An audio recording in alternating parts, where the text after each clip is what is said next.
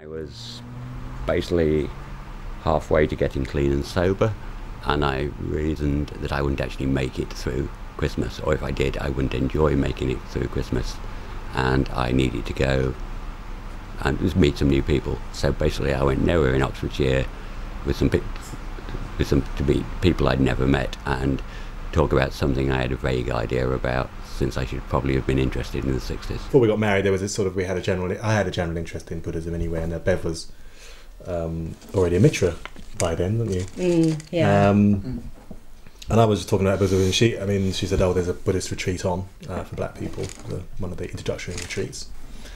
I thought, yeah, that sounds like a good idea. So I went down, and that was my first involvement with Buddhism and meditation, and it was great. The food was great, and not too many people beamed at me, so that was all right. It felt like I'd met people, a group of people who were trying to do something that I'd been trying to do all along, and that was a real watershed. It was a really good experience for me. I had been meditating for a couple of years. I'd just learnt from a book, and so that was the first time I meditated with other people, and that was a big thing as well. It had a big effect. People come from towns, cities, they say to me, well, they said on arrival, it's so lovely to come here.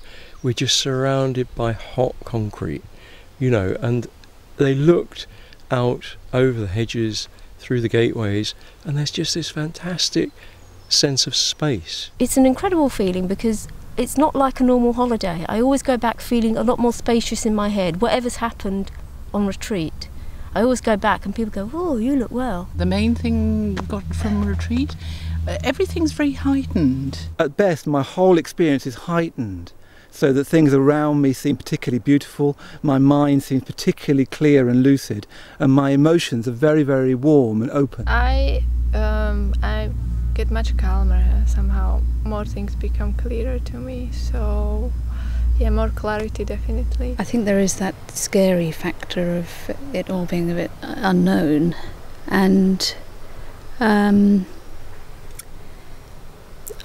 would say go with the unknown. When I came to my last retreat, I was quite distressed going into it, and I was amazed. I was amazed how well supported I felt. The first 2 days I always find it extremely difficult, and I don't want to be here and I want to go home. Everything is nice, comfortable and very familiar, rather than to be here with a bunch of people I don't know and I need to make a connection with them. It felt very uncomfortable. I felt very, I didn't know where I was in terms of I was kind of struggling with myself.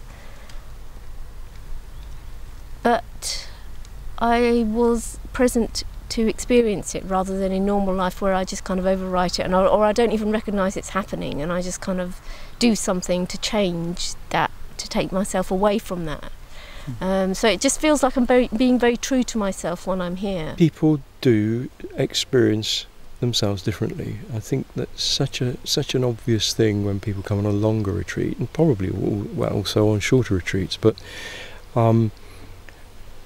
you start to see people change, without a doubt. Coming from a city, to have that silence, to hear the silence, just to be with people, not feel that talking is important. There is a definite feeling that one is living a shared life in the values of the Dharma, and however one is trying to live that out in one's life, it is the thing that seems to hold us together. I remember my first solitary retreat. I hadn't been coming along very long, and I went on a 2-week solitary retreat and did lots and lots and lots of meditation. It was a fantastic retreat, and a bit scary. I remember particularly at night, having these real fears that an axe murderer was going to come in. So we had this week of quiet, and then just coming back into the noise. It really did kind of have an impact on me, and it's never quite had that same impact going on at further retreats and coming back. It's kind of got used to it, but I remember that being quite a shock. One particular summer retreat,